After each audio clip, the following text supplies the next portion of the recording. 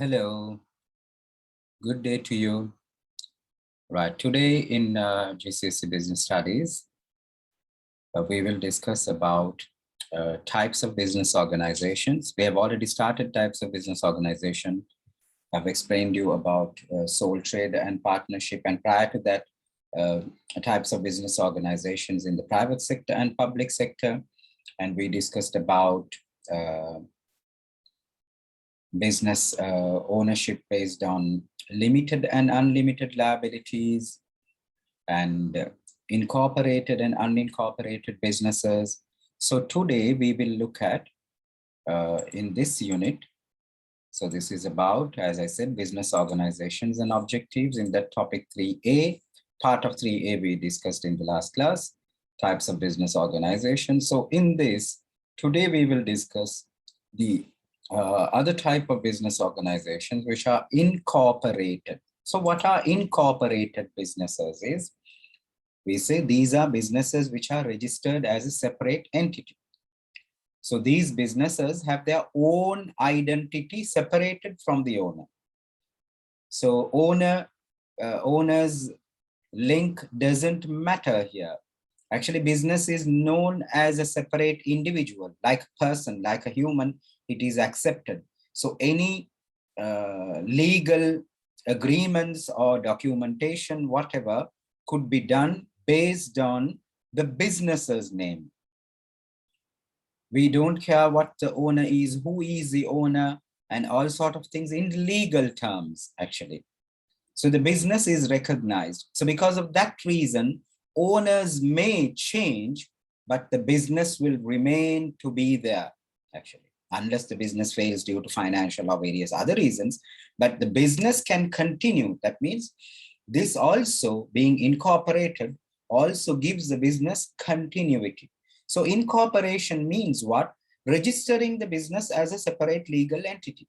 So the business is registered, so it has its own name. Everything can happen in the name of the business. So anybody can run the business in the sense that it doesn't have to be the owners are the only ones who are running the business. Maybe the owners can appoint a group of people. In this case, especially,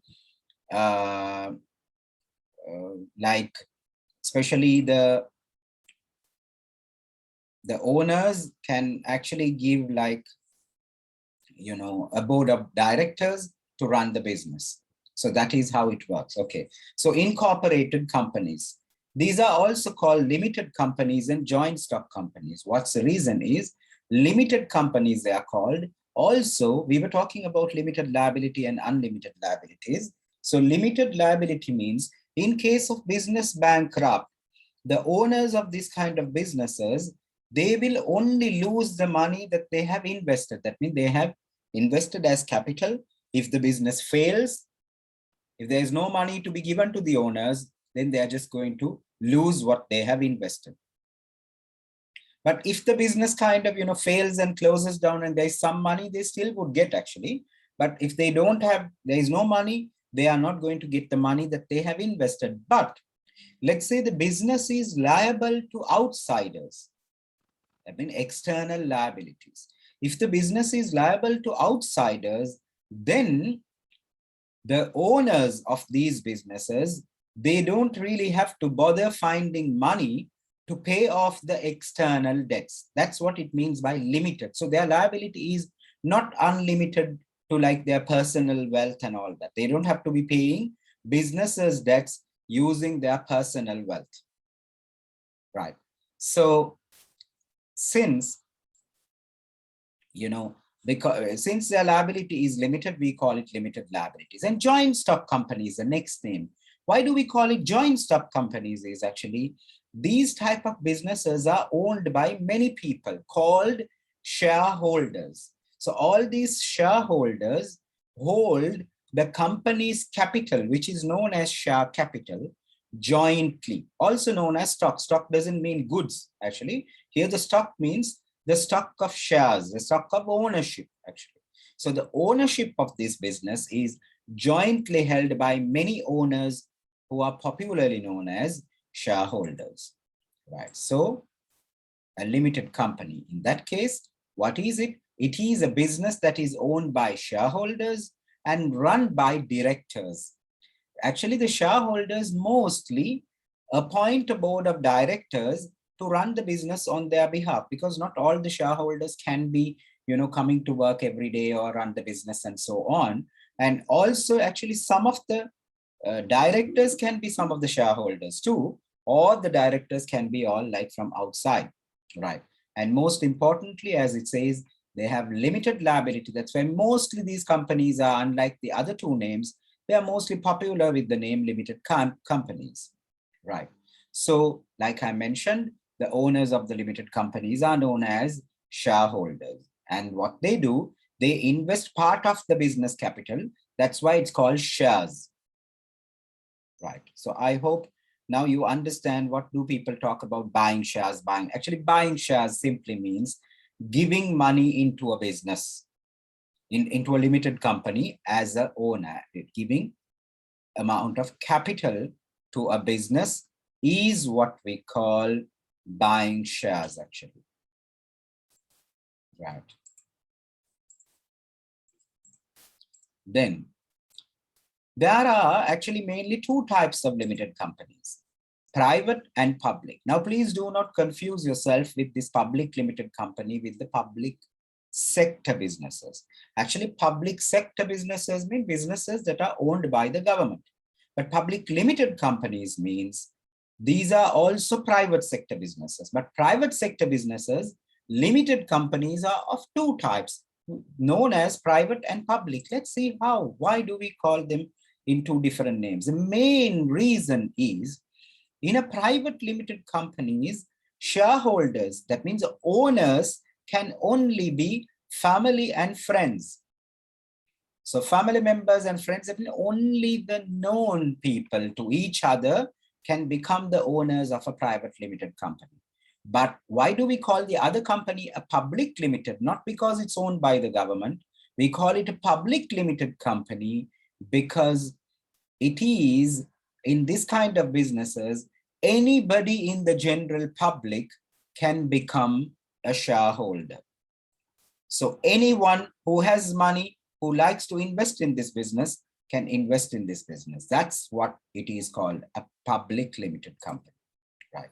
Second difference between the two is shares cannot be sold of the private limited companies publicly. That means you can't advertise on newspapers and call people publicly or list your company in a stock exchange and do that. But a public limited company can sell their shares publicly. They can invite people to buy openly, but private limited companies have to invite closely. That means invite their known people to buy shares. And third, generally the private limited companies, their names end with LTD or limited, whereas public limited companies may be called like public limited or PLC. So this way you can recognize that, okay, whether this is a private limited or it's a public limited. Next, the initial capital.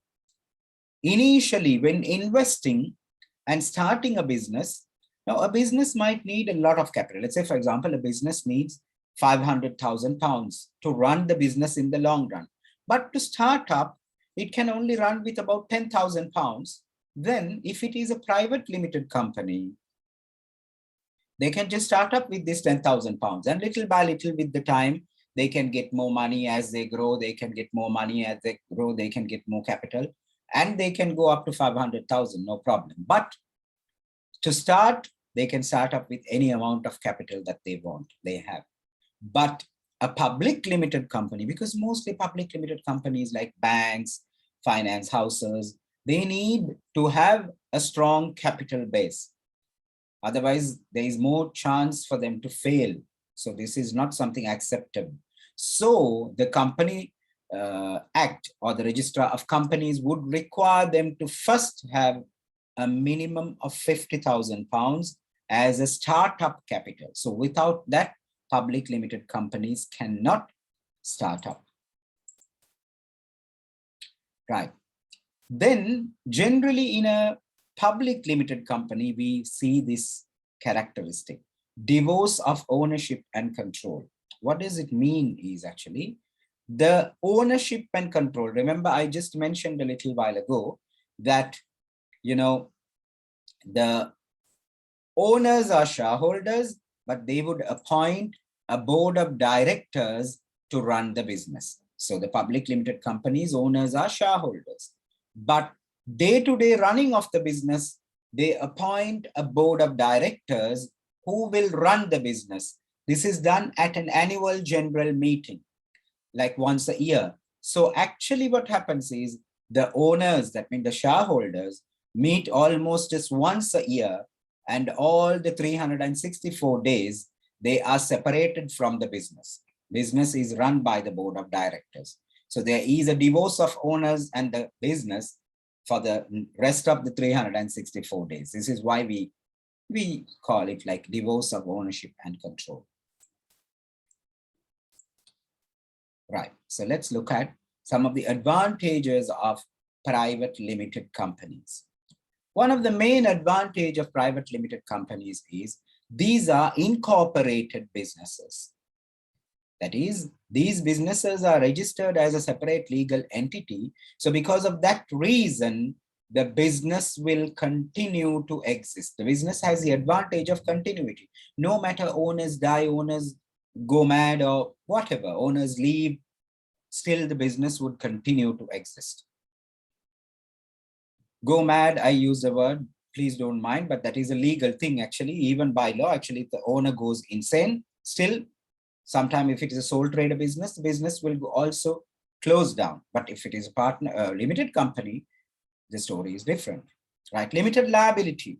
That means the owners do not have to find money to finance the business from their personal property. All they will lose if in case the business loses, I mean, business goes bankrupt, all they will lose is their capital. That's it. More capital. What do we mean by more capital is actually, if you compare with a sole trader and partnership, compared to these two businesses, a private limited company has the ability to raise more capital, because sole trader, just one person, partnership, 20 people, but a private limited company can go up to like 50 shareholders actually, right? So this way they can raise a large sum of money as capital. And also, if you need money, not just from the owners, if you want to borrow money from outsiders, a private limited company has more opportunities to receive loans and various other means of external capital compared to a sole trader and partnership. So it's easy to raise external finance. And also, if you compare this type of company with a public limited company, now we are talking about private limited company specifically.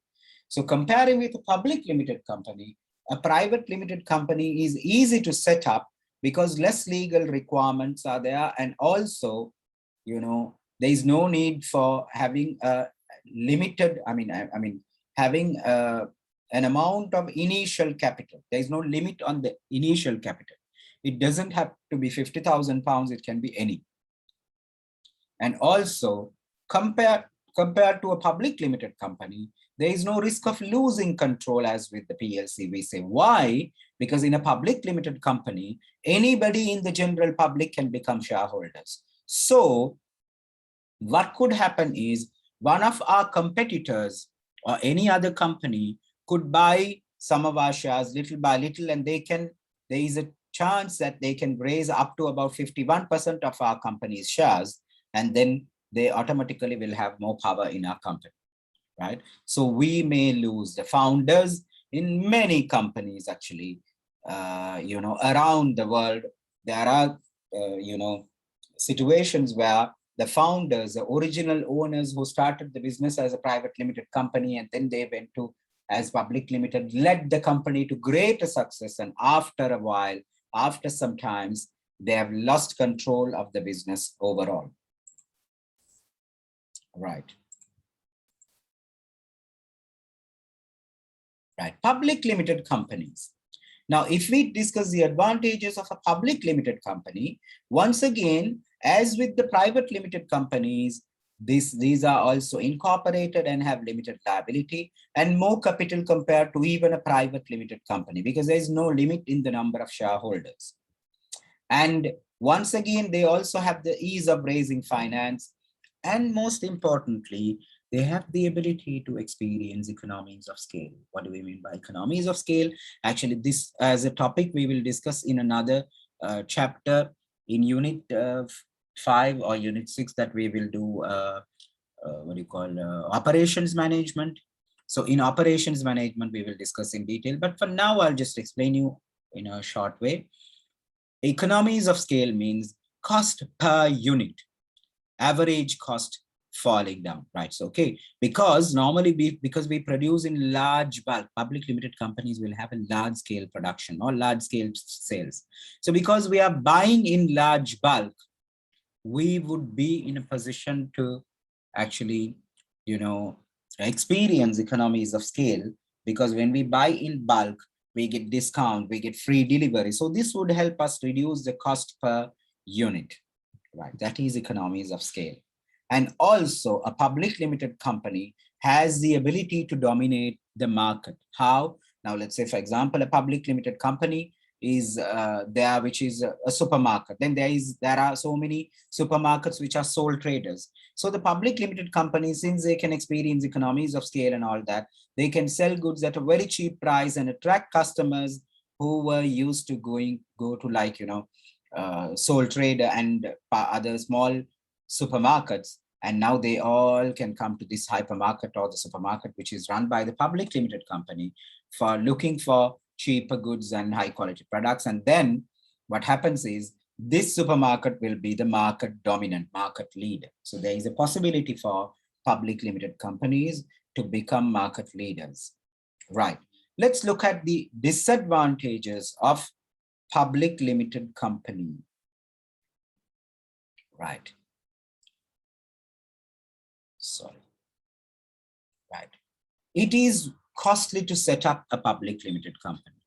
And compared to a private limited company, you need to have so many different, legal requirements are there. And also you need to publish accounts. That means you have to publish your account. The additional legal requirements, actually, we will discuss that in the next part of this, actually. That is how to set up a limited company. That particular chapter, we will look into that. So now, just remember that there are additional legal requirements that is needed for setting up a public limited company. And a public limited company, by law, by the Act of Companies, they have to show their accounting information, their financial records to the registrar of companies, and maybe also to publish in newspapers and all that. So there is no privacy over their accounts and stuff, their financial details. And since there are a lot of shareholders, the profits have to be distributed among all these so many shareholders that they have, actually. So that is another disadvantage that a public limited company has over private limited companies and sole traders and partnerships. And also there is a chance of takeover, because like I mentioned, if anybody buys a lot of shares and they become dominant, after they have bought 51% of the shares, we don't have any power. They have mostly decision making. They will be voting against us and in their favor, like that. So ultimately, we would be kind of, naturally forced to sell off the company, and they taking over our company, like that. And also, since we said the owners only meet once a year and then appoint the directors, directors have more control in a business like this than the owners.